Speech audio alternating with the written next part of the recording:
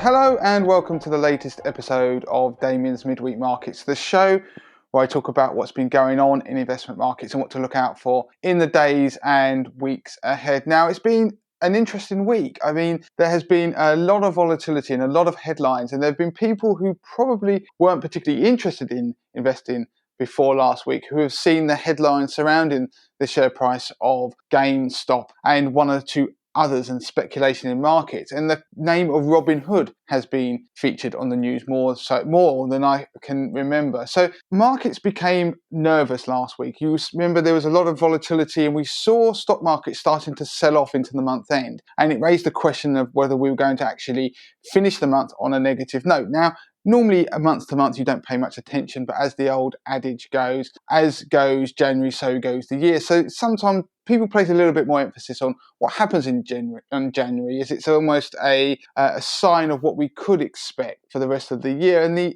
odds of it being correct are quite strong. It's around about an 80% chance of it being correct, i.e. if January is positive, then the rest of the year tends to be positive. That's on the S&P 500 and the FTSE 100. Conversely, if it's negative in January, then it tends to be a good reflection that the rest of the year will probably be negative. So going into the close on Friday, so that was the end of the month, then there was probably a bit more emphasis on where we would finish. And the stock market in America, so the S&P 500, for example, just managed to claw back the losses that it experienced during the week and finished up 1.8% for the month, while the FTSE 100 was up just under 1%, about 0.87% for the month. And so there was a late rebound into the month end, and that was caused by some relief surrounding the GameStop trade and the almost army of retail investors that were seemingly trying to bankrupt hedge funds. Now, the trade eventually almost got cancelled by the likes of Robinhood and other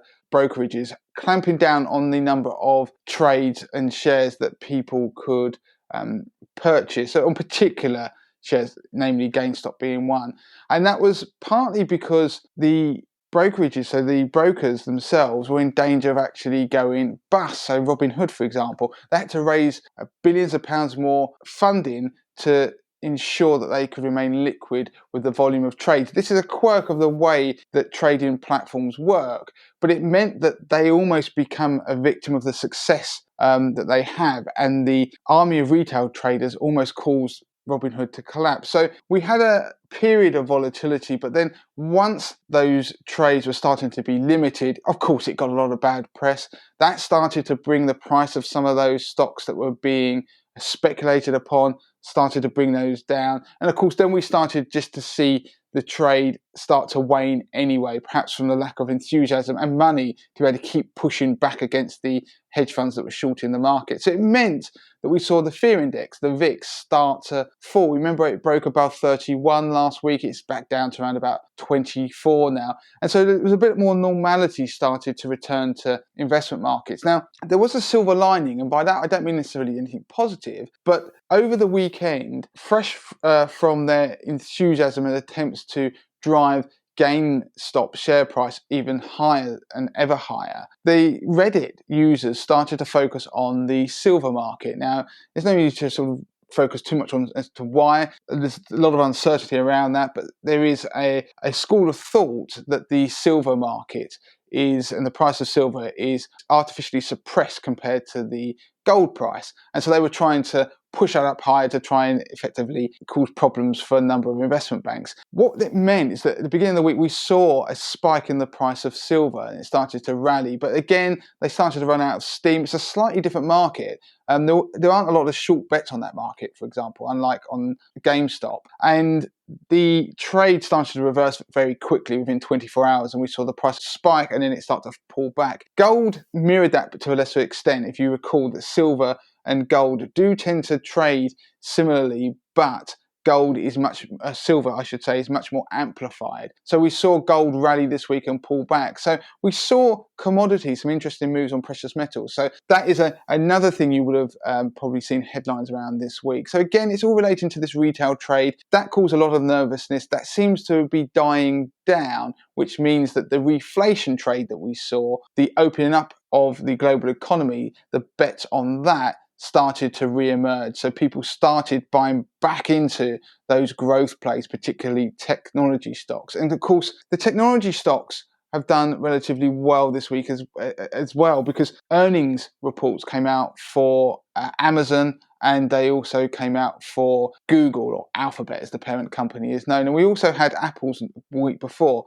Those tech earnings were on the whole very good. I mean, Alphabet recorded record profits, while Amazon actually had its first $100 billion revenue quarter. So these are earnings for Q4 of last year. And of course, that has helped buoy technology stock prices. Don't forget that part of the retracement the week before was obviously markets were getting nervous about what retail investors were doing, but they started to question some of the valuations of technology stocks. And so technology stocks were badly hit the previous week. When you wrap all that up, what it means is that we've seen a rebound in markets in the US in particular, where a lot of these tech stocks reside.